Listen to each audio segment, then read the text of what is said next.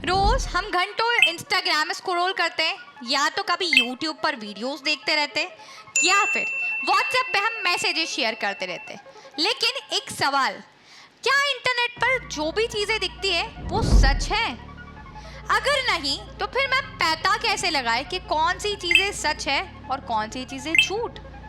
तो चलिए बच्चों, आज वो हम लोग पता लगाने आए हैं और उसके लिए हमें पढ़ना होगा डेटा लिटरेसी का ये चैप्टर। बिकॉज इससे मैं आप लोग को डिसीजन मेकिंग सिखाऊंगी और क्या सच और क्या झूठ इसके बीच का पर्दाफाश करेंगे। तो चलिए क्लास में चलते हैं, चलो। तो बच्चों, आज मैं आपको पढ़ाने नहीं आई हूँ, आज मैं आप लोग को एक स्किल सिखाने आई हूँ। ये स्किल से आप गलत डिसीजन लेने से बच सकते हैं, फेक न्यूज पर ट्रस्ट करने से बच सकते हैं, साथ ही शायद जो ऑनलाइन फ्रॉड में बच्चे फंस जाते हैं उससे बहुत अच्छे से बच सकते हैं। तो आज मैं आप लोग को डिसीजन मेकिंग सिखाऊंगी और साथ ही साथ आप किस तरीके से कौन सी न्यूज पर ट्रस्ट करना है और कैसे ट्रूली स्मार्ट बनना है, तो आज ही क्लास में जानेंगे। मैम पढ़ाने क्या वाले हो? कौन से स्किल के बारे में आप सिखाने वाले हो? करेक्ट, आपने एकदम सही समझा। आज हम बात करने वाले डेटा लिटरेसी के बारे में। डेटा क्या होता है बच्चों? डेटा मैम जो रॉ होता है, अनप्रोसेस्ड होता है। बट अगर मैं बोलूं ये रॉ डेटा को हम लोग लिटरेसी से कुछ चीजें कंबाइन करें तो मैम कैसे? लिटरेसी हमारे पास वो एबिलिटी होती है जिससे कि हम डेटा को रीड कर सकते हैं और समझ सकते हैं, जिससे कि वो डेटा एक मीनिंगफुल इंफॉर्मेशन में कन्वर्ट हो जाएगी। सो डेटा लिटरेसी से हम क्या समझे कि जो हमारे पास रॉ डेटा था वो एक मीनिंगफुल इंफॉर्मेशन में कन्वर्ट हो जाएगा। करेक्ट। आप लोगों को मेरे पास यहाँ पर काफी सारे नंबर्स दिख रहे हैं, डिफरेंट डिफरेंट नंबर, बट अभी इन नंबर्स का कोई सेंस नहीं बन रहा है मैम। अगर मैं इन नंबर्स को मेरे पीछे जो आपको टेबल दिख रही है इन टेबल में कन्वर्ट कर दूं तो आप लोग को दिख रहा है कि यहाँ पर कुछ स्टूडेंट्स के रिजल्ट की बात की जा रही है मैम। बच्चों के डिफरेंट डिफरेंट सब्जेक्ट्स के मार्क्स डिस्प्ले करवाए जा रहे हैं, उन बच्चों के डिफरेंट डिफरेंट मार्क्स भी डिस्प्ले। तो यहाँ पर हमारे पास वही होता है डेटा लिटरेसी, जो कि हमारे पास एक रॉ डेटा होता है। अगर उस रॉ डेटा को हमने एनालाइज करा, इस तरीके से विजुलाइज किया और वो एक मीनिंगफुल इंफॉर्मेशन में अगर कन्वर्ट हो गया तो मेरे पास डेटा लिटरेसी होता है। चलिए अगर मैं बात करूं कि इस डेटा को मैं विजुअलाइज कर सकती हूँ इस तरीके से ग्राफ्स के फॉर्म में, एनालाइज कर सकती हूँ कि ग्राफ से मुझे क्या कंक्लूजन मिला, तो वही तो एक्चुअली मेरे पास डेटा लिटरेसी होती है। चलिए थोड़ा सा कुछ समझते हैं हम लोग इस डेटा पिरामिड के बारे में, जो कि काफी जरूरी है और इंपॉर्टेंट है। डेटा पिरामिड सबसे पहली स्टेप इसमें होती है हमारे पास डेटा। अब डेटा क्या होता है मैम? वही रॉ डेटा, अनप्रोसेस्ड डेटा जिसका कोई मीनिंग नहीं है, बट अगर मैंने उसको इंफॉर्मेशन में कन्वर्ट कर दिया, सेकंड स्टेप, जो कि मेरे पास अब एक इंफॉर्मेशन हो चुकी है, मतलब मीनिंगफुल डेटा बन चुका है। जैसे अभी हम लोगों ने स्टूडेंट्स के मार्क्स देखे, तो अभी मेरे पास डिफरेंट डिफरेंट नंबर्स थे जो कि डेटा था। जब मैंने उसे टेबल में कन्वर्ट किया तो वो एक इंफॉर्मेशन में कन्वर्ट हो गया, जिससे कि मुझे मीनिंगफुल डेटा मिल गया। अगर मैं बात करूं कि what is the third step, that is knowledge. Knowledge हमें क्या सिखा रहा है यहाँ पर? नॉलेज से हम लोगों ने ये सीखा, एनालाइज करना सीखा डेटा को। एनालाइज किया कि मेरे पास जो बच्चे सी और डी स्टूडेंट था वो मैथ्स में काफी कम नंबर आए थे उनको, तो इसके हिसाब से मुझे क्या करना चाहिए, मैथ्स की क्लास इनको ज्यादा लगवानी चाहिए। तो कैसे करेंगे? रेमेडियल क्लासेस के लिए मैं हॉलीडेज में इन बच्चों को बुलाऊंगी, ठीक है। तो ये मैंने डेटा से एनालाइज किया। अब मैंने यहाँ पर एक कंक्लूजन लिया, विजडम, जो कि जजमेंट और फाइनल डिसीजन होता है हमारा, कि इन बच्चों की अगर मैथ्स की मैंने रेमेडियल क्लासेस नहीं लगाई तो इनका ओवरऑल रिजल्ट काफी डाउन हो सकता है। तो मैं नहीं चाहती कि मेरे क्लास के कोई भी स्टूडेंट के साथ ऐसा हो। तो हमने विजडम तक पहुंचे और हमने ओवरऑल रिजल्ट को इंप्रूव करना सीखा। तो ये हम लोग बेसिकली डेटा पिरामिड से सीखते हैं। अगर मैं बात करूं कि क्या इंपैक्ट होता है हमारे पास डेटा लिटरेसी का, तो बच्चों अगर आपको डेटा को बहुत अच्छे तरीके से अंडरस्टैंड कर सकते हो और उसे स्टडी करना आता है तो आप बहुत अच्छे से डिसीजन ले सकते हो। साथ ही साथ आप किसी भी प्रॉब्लम को बहुत अच्छे इंटेंट तक आप लोग सॉल्व कर सकोगे। इससे आप हेल्प कर सकते हो दूसरों की भी और साथ ही साथ खुद भी क्रिटिकल थिंकिंग में सोच सकते हो। साथ ही साथ अगर डिफरेंट इनोवेशंस में अगर आप जाना चाहे तो अगर आपको डेटा की स्टडी आती है तो इनोवेशन आप कर सकते हो। और जैसे ये इंप्रूव करता है एजुकेशन और लर्निंग में। कभी आपने सोचा था कि कोई सकीना मैम जैसा एआई का टीचर होगा जो कि आपकी क्लास 9th की जर्नी को, जो न्यू एनसीईआरटी बुक से रिलेटेड है, जो इतनी आसान बना देगा? नहीं ना। तो ये हमारे पास डेटा लिटरेसी से कहीं ना कहीं सारी चीजें पॉसिबल हो रही, जो मैं मेरा डेटा आप लोग की तरफ पहुंचा रही हूँ और जो कि एक्यूरेट डेटा है जो हम आगे पढ़ने वाले हैं, और साथ ही साथ बहुत अच्छे तरीके से आप कम्युनिकेट कर सकते हो। बट मैम बात ये आती है कि आपने बोला था आप एक स्किल सिखाओगे, तो how to become a data literate. चलिए सबसे पहले बेटा किसी भी चीज को सीखने के लिए हमें उसके बेसिक्स आने चाहिए, तो ये डेटा के भी बेसिक्स आने चाहिए। मैं आप लोग को आगे लेक्चर में बताऊंगी कि कितने टाइप का हमारे पास डेटा होता है। देन आप डेटा को कलेक्ट करते हो डिफरेंट डिफरेंट सोर्स से, पर जब भी आप डिफरेंट सोर्स से डेटा को कलेक्ट कर रहे हैं आप लोग को चेक करना होता है कि क्या ये डेटा मिसिंग तो नहीं है, डेटा एक्यूरेट है मेरे पास, इस तरीके से आपके पास डेटा की क्लीनिंग हो रही होती है, ठीक है। देन हम लोग उस डेटा को एनालाइज करते हैं, ठीक है, और मैनिपुलेशन टूल्स का यूज करते हैं, जहां पर काफी काफी डिफरेंट एप्स और सॉफ्टवेयर का यूज करते हैं, जिससे कि हम एक कंक्लूजन पर पहुंचते हैं, ठीक है। डिफरेंट यूजर्स आज भी इनको यूज कर रहे हैं। आपको एक स्टैटिस्टिकल नॉलेज होना जरूरी है, ठीक है, जहां पर अगर हम सेल्स डिपार्टमेंट या फिर मैं बात करूं, हमारे पास सेल्स और डिफरेंट डिफरेंट हमारे पास डिपार्टमेंट होते हैं, ठीक है। तो जो ये देखता है स्टैटिस्टिकल टूल के थ्रू कि मेरे पास कौन सा जो प्रोडक्ट है जो सबसे ज्यादा सेल आउट हुआ है, जिसकी सबसे ज्यादा नीड है हमारे पास ओवरऑल मार्केट में, हमें विजुअलाइजिंग टेक्निक्स आना चाहिए जिसके थ्रू हम अपने डेटा को प्रेजेंट कर सके और इंटरप्रेट कर सके, कंक्लूजन तक पहुंच सके। Now, the next topic will be data literacy process framework. जब भी हम प्रोसेस फ्रेमवर्क की बात करते हैं, हमें कुछ इन स्टेप्स को फॉलो करना होता है। The first main step that is हमारे पास प्लान होता है, ठीक है। मान लो मैंने कोई कंपनी यहाँ पर स्टार्ट की है, ठीक है। अब मेरी कंपनी में काफी सारे एम्प्लॉयज होंगे जिनको डेटा लिटरेसी का इतना नॉलेज नहीं है, तो आई एम प्लानिंग कि मैं एक डेटा लिटरेसी पे एक वर्कशॉप कंडक्ट करवाती हूँ। तो मैंने अभी मेरे प्लान जो है ये मेरे हेड में, ठीक है, this plan is in my head, ठीक है। तो मुझे क्या करना होगा, मुझे मेरे एम्प्लॉयज के साथ बात करनी होगी। The second step that is a communication, मुझे कम्युनिकेट करना होगा। जैसे ही मैंने अपने मतलब कलीग्स के साथ, एम्प्लॉयज के साथ कम्युनिकेट किया, ठीक है, अब मैंने बोला कि ये वर्कशॉप कंडक्ट करवाई जाएगी। तो थर्ड स्टेप हमारे पास एक्सेस होता है, जिसपे हम अपने पार्टिसिपेंट्स का पहले देखते हैं कि उनका क्या बेसिकली कंफर्ट लेवल है, उनको कितना हमारे पास आता है ऑलरेडी डेटा लिटरेसी के बारे में। साथ ही साथ हम उन्हें कुछ असेसमेंट देंगे और फाइनल आउटकम पे आएंगे कि क्या उनकी कंफर्ट लेवल है। अब बात करते, 3 स्टेप तो हो चुके हैं मैम। द फोर्थ स्टेप, जो चीजें हमने वर्कशॉप में सीखी है वो हमें इम्प्लीमेंटेशन भी तो करनी होगी। तो डेवलप कल्चर, ऐसा नहीं है कि हमने सीखा और आज सीखा कल खत्म, टाटा बाय बाय। तो हमें कल्चर को डेवलप करना भी आना चाहिए। हम चाहते हैं जो चीजें स्किल्स हमने सीखी अपने डेली रूटीन में हम उसे यूज करें। Now the next step that is perspective learning. हमारे पास यहाँ पर डिफरेंट डिफरेंट एम्प्लॉयज का डिफरेंट डिफरेंट सीखने का तरीका होता है, तो यहाँ पर हम हर एक इंडिविजुअल को वो रिसोर्स प्रोवाइड करते हैं, ठीक है, और कि जिसके थ्रू उनकी लर्निंग और भी आसान हो सके। एंड द लास्ट स्टेप जो होता है हमारे पास इवैल्यूएट, जिसके थ्रू हम यहाँ पर फाइनल आउटकम या कंक्लूजन पर आते हैं कि जो डेटा लिटरेसी हमने सीखा उससे हमारी लाइफ कितनी ईज हो चुकी है। तो यहाँ पर हम लोगों ने सारी चीजों को करते हुए बहुत अच्छे तरीके से देखा। Now the next topic will be data privacy या डेटा सिक्योरिटी। मैम दोनों एक दूसरे से मिलता जुलता दिख रहा है, यस करेक्ट, बट दोनों के अंदर बेटा डिफरेंस है ना, ऐसा नहीं है कि दोनों सेम है। अगर मैं डेटा प्राइवेसी की बात करती हूँ तो यहाँ पर डेटा आपकी मतलब आप इंडिविजुअल, आपके पास राइट्स है, ठीक है, कि डेटा कैसे कलेक्ट हो रहा है, कहाँ स्टोर हो रहा है आपका डेटा और किन किन के साथ शेयर हो रहा है। तो you have a right to control their own personal information, your own personal information. कैसे मैम, जैसे बच्चों आपने डिफरेंट एप्स को यूज किया है, आप किसी भी ऐप को नया डाउनलोड करते हो, आपने जनरली फोन में देखा होगा आपके से परमिशन एक्सेस मांगता है, ठीक है। तो आप बोलते हो एक्सेस दिस वेबसाइट वंस या एक्सेस ऑल द टाइम, ठीक है, या नेवर करके आपके पास 3 ऑप्शंस डिस्प्ले होते हैं, ठीक है। मान लो मेरे पास कोई एक कैमरा या फिर कोई एक पीडीएफ वाला ऐप है, ठीक है, मैंने उसको डाउनलोड किया और वो मुझसे मेरे लोकेशन का एक्सेस मांग रहा है, तो is it making any sense, ठीक है, कि कोई पीडीएफ वाला ऐप मुझसे मेरी लोकेशन का एक्सेस क्यों मांगेगा? तो this is just an irrelevant thing, तो मैं उसे एक्सेस देने से मना कर दूंगी। तो यहाँ पर आपके पास पूरा कंट्रोल होता है, this is your individual right कि आपको कितना अपना पर्सनल डेटा शेयर करना है। But when I talk about data security, यहाँ पर हमारे पास हम मेनली फोकस करते हैं कि कोई साइबर अटैक ना हो जाए, ठीक है, हमारा डेटा ब्रीच ना हो जाए, और हम देखते हैं कि हमारी अनऑथराइज मतलब हमारे कंप्यूटर सिस्टम में और हमारे डेटा में कोई अनऑथराइज एक्सेस ना आ सके। ये हमें बचाता है, ठीक है, साइबर अटैक से, जहां पर हमारा डेटा काफी इंक्रिप्टेड होता है, हम रिकवरी चाहते हैं, बैकअप्स यहाँ पर लेते हैं, और फायरवॉल और एंटीवायरस सिस्टम के जैसे हम लोग चीजों को यहाँ पर यूज करते हैं। तो ये बेसिक डिफरेंस हमारे पास हुआ जब हम data privacy and data security की बात कर रहे हैं। चलिए बच्चों आगे जानते हैं, जब मैंने आपको पहली चीज बोली थी इंपैक्ट्स ऑफ डेटा में कि हमारे पास बहुत सारे टाइप्स का डेटा होता है, हम उस स्टेज पर आ चुके हैं जहां पर हमें टाइप्स ऑफ डेटा पढ़ना है। तो यहाँ पर आप देख सकते हैं मेरे पास 2 मेनली टाइप ऑफ डेटा होता है। The first one is qualitative data, जिसमें डेटा पर हम लोग सिर्फ और सिर्फ टेक्स्ट के ऊपर बात करें, कोई मेरे पास टेक्स्ट है, वर्ड है, फ्रेजेस है, इन सभी चीजों में टेक्स्ट यूज होता है, तो हम टेक्स्ट के ऊपर बात करते हैं। The main second one is quantitative data, जहां पर हम सिर्फ और सिर्फ नंबर्स के ऊपर बात करते हैं, ठीक है। पर आपको ये चीज याद रखनी है, ठीक है, जब हम नंबर्स के ऊपर बात करते हैं तो हम उन नंबर्स पे बात करें जिस पर हम स्टैटिस्टिकल फंक्शंस अप्लाई कर सकें, जैसे मीन, मोड, मीडियन, ये सारी चीजें अप्लाई कर सके, ठीक है। तो यहाँ पर हमारे पास एग्जाम्पल हो सके, चाहे आपके क्रिकेट का स्कोर हो या फिर आपके एआई में मार्क्स, ठीक है, ये सारा क्वांटिटेटिव डेटा हुआ आपके पास और ये हमारे पास क्वालिटेटिव डेटा हुआ। अब मैं बात करती हूँ क्वांटिटेटिव डेटा के। अगेन हमारे पास दो टाइप होते हैं, the one is continuous and the second one is discrete. Continuous data मेरे पास वो होता है जहां पर फ्रैक्शंस का यूज किया जा रहा है, ठीक है।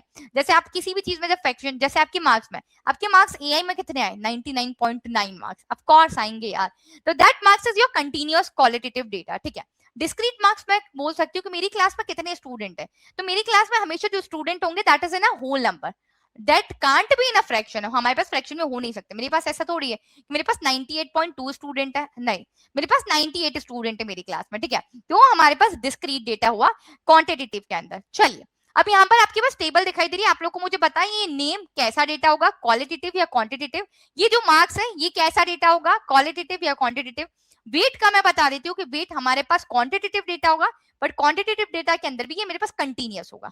अगेन आप लोग को मुझे नंबर ऑफ पेन्स बताने कि ये कैसा डेटा हुआ, क्वालिटेटिव डेटा होगा या क्वांटिटेटिव डेटा होगा। और साथ ही साथ द लास्ट वन जिस पे हम लोग बात करते हैं that is a phone number, ये हमारे पास कैसा डेटा हुआ, इसको मैं बता देती हूँ। बाकी ये चार चीजें आप लोग को कमेंट में जरूर बतानी है, ठीक है। नहीं बताया ना तो फिर अच्छा नहीं होगा, ठीक है।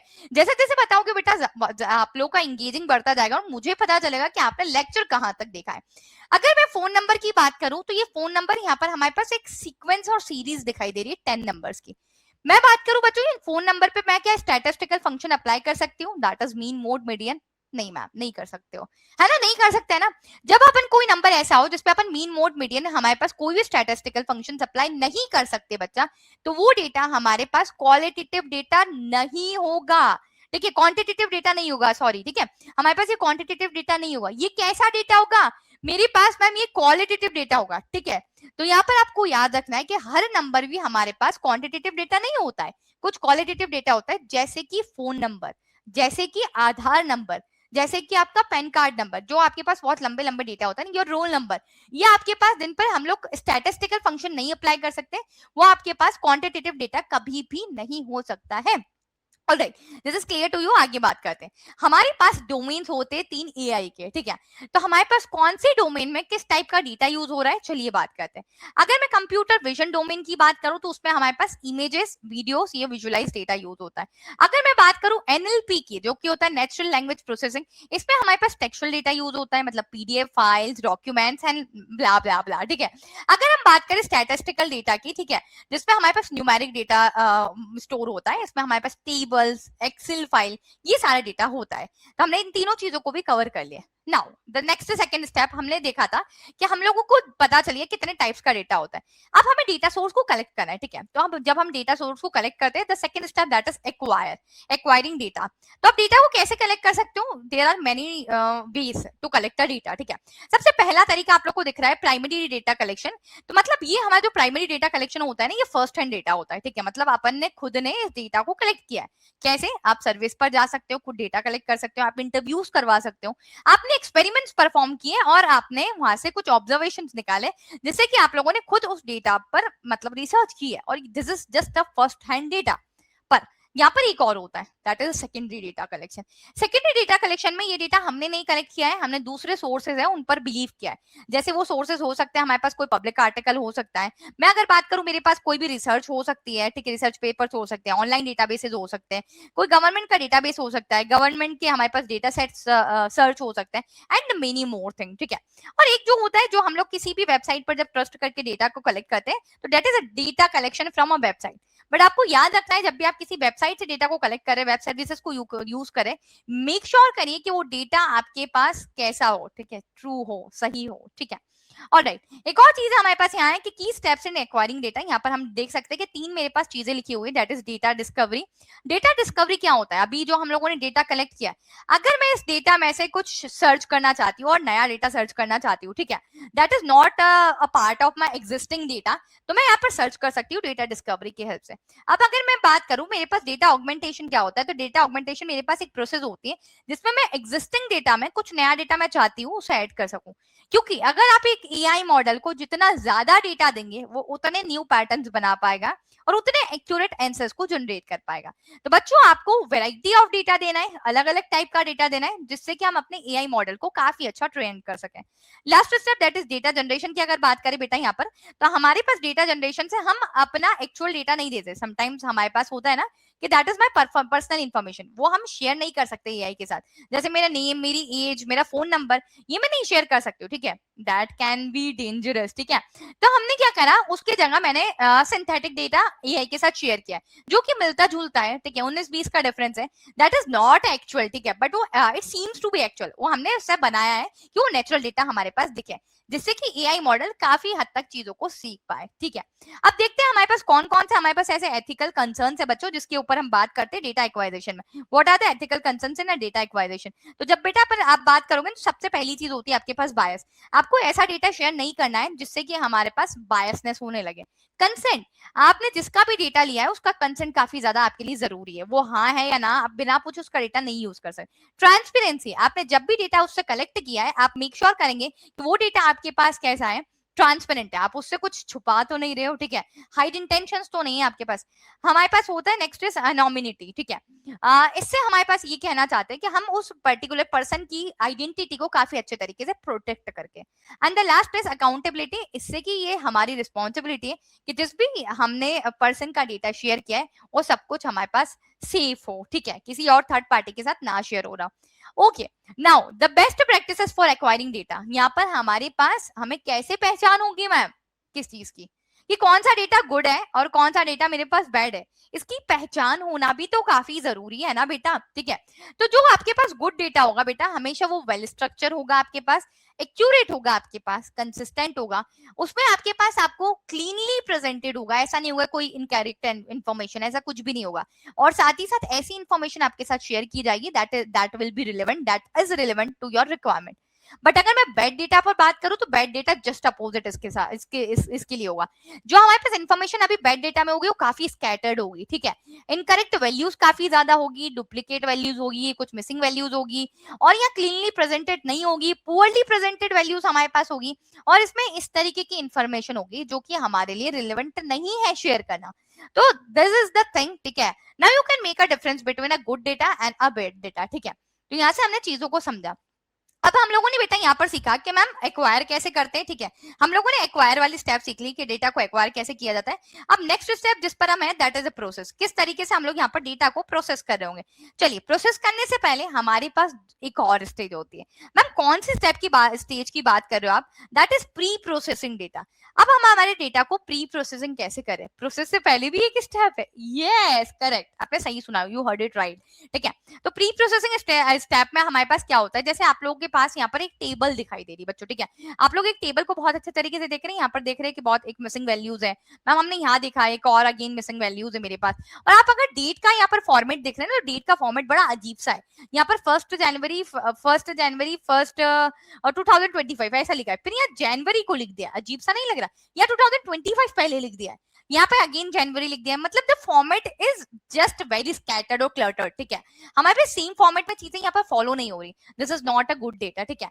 तो प्री प्रोसेसिंग स्टेज में हम ये सारी चीजें करते हैं कि हमारे डेटा का स्ट्रक्चर कैसा है, चाहे हमारा डेटा क्लीन है या नहीं, या हमारे डेटा में ऐसा तो नहीं there is a missing value, ठीक है, या फिर हमें स्ट्रक्चर करना पड़ेगा, तो ये सारी चीजें हम लोग नोटिस कर रहे होते हैं। साथ ही साथ इस डेटा फीचर की हेल्प से हम यहाँ पर डेटा में अगर हम चाहें और कुछ, अगर आप प्री प्रोसेसिंग स्टेज में उसे मॉडिफाई करना चाहें, आप ऐड करना चाहें, या कोई डेटा फीचर को रिमूव करना चाहें, दैट इज पॉसिबल, ठीक है, आप ये चीज यहाँ पर डेफिनेटली कर सकते हैं, that is good to go. और अगर चाहे आप लोग, यहाँ पर एक हमारे पास स्प्लिटिंग डेटा होता है, मतलब independent feature and dependent feature, इसको मुझे एक्सप्लेन करना होगा तभी जाके आप समझेंगे, ठीक है। यहाँ पर हमारे पास अब डेटा पूरा हमने बहुत अच्छे तरीके से वेल ऑर्गेनाइज कर लिया है, ठीक है, आप देख सकते हो मेरे पास डेट ऑफ परचेज बहुत अच्छे तरीके से सेम स्ट्रक्चर में आ चुका है, ठीक है, यहाँ पर कोई मिसिंग वैल्यूज नहीं है, there is no duplicate value.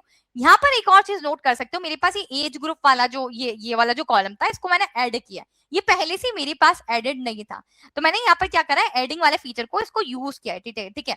Data feature में हमने देखा था एडजस्टिंग फीचर, एडिंग को यूज किया है, ठीक है। तो यहाँ देख सकते हो आप, आपके पास पहले नहीं था ये एज ग्रुप वाला फीचर, मैंने एज ग्रुप वाला फीचर ऐड किया है। यहाँ पर ये डेटा से मैं ये समझ रही हूँ कि ठीक है, कस्टमर की आईडी है और यहाँ पर कौन सी एज का कस्टमर कौन सी आइसक्रीम खाना पसंद करता है, ठीक है। ऑल्दो गर्मी का मौसम है, you loved ice cream, I also loved ice cream, ठीक है, बट अच्छी वाली, हाँ ठीक है, हर आइसक्रीम नहीं पसंद आती मैम को भी, ठीक है। तो यहाँ पर हमने फ्लेवर्स लिखे हुए हैं, ठीक है, एज ग्रुप लिखे हुए हैं कि कौन से एज ग्रुप के लोगों को कौन सी आइसक्रीम खाना ज्यादा पसंद है, यहाँ से हम ये पता लगा पाए, ठीक है। तो यहाँ पे हम लोगों ने चीजें करी। अब एक और चीज है जो कि मैंने आप लोगों को यहाँ पर बोली थी, दैट इज डिपेंडेंट फीचर और इंडिपेंडेंट फीचर, ठीक है। जैसे अगर मैं बात करूं कि मेरे पास ये जो 4 फीचर आप लोगों को दिखाई दे रहे हैं, हमारे पास ये सारे इंडिपेंडेंट है, customer ID is independent feature, age is independent feature, favorite flavor is independent feature, date of purchase is independent feature, each group is independent feature, but amount spent is dependent feature। यहाँ पर जो amount हम particular flavour पर spend कर रहे हैं वो dependent है किस पर, कि मेरे पास कौन से एज ग्रुप के लोग, मेरे पास कौन से एज ग्रुप के लोग कौन सा फ्लेवर मोस्ट लाइकली यहाँ पर लाइक कर रहे हैं, मोस्ट लाइकली ईट कर रहे हैं, ठीक है। तो यहाँ पर मुझे ये जो मेरे पास अमाउंट स्पेंड है, ये हमारे पास 2 फीचर्स पर डिपेंडेंट है। तो बाकी जितने फीचर्स है दैट इज इंडिपेंडेंट फीचर, पर जो हमारे पास अमाउंट, हम कितने पैसे लगा रहे हैं भाई किस किस पर्टिकुलर फ्लेवर पे, वो तो डिपेंडेंट है हमारे पास एज ग्रुप पे और फेवरेट फ्लेवर पे, ठीक है। तो इस तरीके से ये इंडिपेंडेंट और डिपेंडेंट फीचर भी आपको समझ में आया। अब प्रोसेसिंग डेटा की मैं बात करती हूँ कि हमारे पास जो प्री प्रोसेसिंग डेटा वाली स्टेज खत्म हो चुकी है। डेटा प्रोसेसिंग से हम क्या समझते हैं, जो भी डेटा मेरे पास यहाँ पर आया उससे अब अपन एक मीनिंगफुल इन्फॉर्मेशन कन्वर्ट कर रहे होंगे, ठीक है। तो यहाँ पर जो भी अनप्रोसेस रॉ डेटा था उससे एक मीनिंगफुल इन्फॉर्मेशन हमने जनरेट की। तो जैसे आप लोग को समझ में आया कि हमारे पास चॉकलेट, वैनिला, स्ट्रॉबेरी 3 फ्लेवर थे, तो कितना टोटल अमाउंट मुझे इन पर स्पेंड करना पड़ा और कौन कौन से एज ग्रुप के कस्टमर्स हमारे पास कौन कौन सी आइसक्रीम्स को लाइक कर रहे होंगे। तो जो सबसे ज्यादा आइसक्रीम हमारे पास मोस्ट लाइकली वाली है वो हमारे पास चॉकलेट है, ठीक है, because also I love chocolate ice cream, ठीक है। देन जो वेनिला है वो मीडियम लाइकली है, ठीक है, और जो स्ट्रॉबेरी है ये थोड़ा हमारे पास ओल्ड एज के ग्रुप्स वाले लोग हैं उनको पसंद आती है, ठीक है। तो यहाँ से हम लोगों ने सारी चीज कर ली, ठीक है। एक्वायर वाली स्टेप कंप्लीट हो चुकी है, प्रोसेस वाली स्टेप कंप्लीट हो चुकी है, नाउ हम थर्ड स्टेप पर आ चुके हैं, दैट इज एनालाइज। अब हम लोग उस डेटा को एनालाइज कर रहे होंगे किसके फॉर्म में, स्टैटिस्टिक्स के फॉर्म में, ठीक है, कि मेरे पास कितना एवरेज स्पेंड है पर कस्टमर पे, ठीक है, कितना मैंने पर्टिकुलर पर कस्टमर पे कॉस्टिंग है मेरे पास एज ग्रुप क्या है, ठीक है, पर्टिकुलर एज ग्रुप पर, ये सारे हम स्टैटिस्टिकल फीचर्स के थ्रू यहाँ पर सॉर्ट कर रहे होंगे, ठीक है। इनके अलग अलग ग्रुपिंग कर रहे होंगे, सॉर्ट कर रहे होंगे और उनके असेंडिंग डिसेंडिंग ऑर्डर में अरेंज भी कर देंगे। तो यहाँ से मुझे विजुअलाइजिंग टेक्निक ये मिली कि यहाँ से मैं इस डेटा को विजुअलाइज कर सकती हूँ in the form of bar chart, pie chart, या फिर हम लोग स्कैटर प्लॉट ऑफ एज, ठीक है, इन सारी चीजों को कर सकते हैं, ठीक है। एक चीज मैंने जो एनालाइज करी इस डेटा से वो मुझे ये पता चला कि जो चॉकलेट वाली आइसक्रीम है ये सबसे ज्यादा मोस्ट हमारे पास सेल्ड आइसक्रीम है, ठीक है, सबसे ज्यादा बिकी रही है हमारे पास। वेनिला है वो ठीक है नॉर्मल है, ठीक है, मिडिल में, और स्ट्रॉबेरी सबसे कम हमारे पास सेल आउट होने वाली आइसक्रीम है। तो यहाँ से हम लोग एनालाइजेशन पर आ चुके थे। अब अगर मैं इंटरप्रेटिंग डेटा के ऊपर बात करूं तो इंटरप्रेटिंग डेटा मेरे पास वो स्टेज है कि अब हम कंक्लूजन पे पहुंच चुके हैं, ठीक है। हमने क्या कंक्लूड किया, हमने यहाँ पर ये making sense out of a data, हमें पता चला कि 40% जो लोग थे वो चॉकलेट को पसंद करते, चॉकलेट आइसक्रीम को, वाइल 40% लोग जो है वो वेनिला को पसंद करे, और ओनली 20% आर देयर पीपल्स, ठीक है, जो कि स्ट्रॉबेरी को पसंद कर रहे, ठीक है। तो चॉकलेट हमारे पास मोस्ट फेवरेट फ्लेवर्स है अमंग यंग, ठीक है।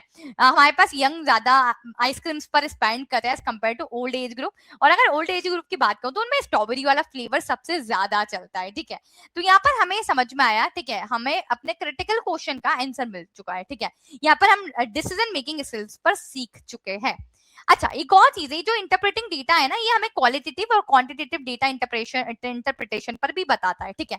ये इंटरप्रिटेशन हमें पता चलता है कि क्वालिटेटिव डेटा पर कैसा इंटरप्रिटेशन होगा और क्वांटिटेटिव डेटा पर कैसा इंटरप्रिटेशन होगा। अगर मैं क्वालिटेटिव डेटा की सबसे पहले बात करूं कि यहाँ पर डेटा इंटरप्रिटेशन उन पर कैसे अप्लाई हो रहा है, तो देखते हैं कि क्वालिटेटिव डेटा पर हम लोग टेक्स्ट के ऊपर बात करते बेटा, तो जब भी हम किसी भी चीज के ऊपर टेक्स्ट पर बात करते हैं, ठीक है, तो हम फीलिंग्स या इमोशंस के ऊपर बात करते हैं। इसमें जो सबसे ज्यादा पूछे जाने वाला क्वेश्चन है वो है हाउ एंड व्हाई, कैसे हुआ, क्यों हुआ, ठीक है, ये वाला सवाल है।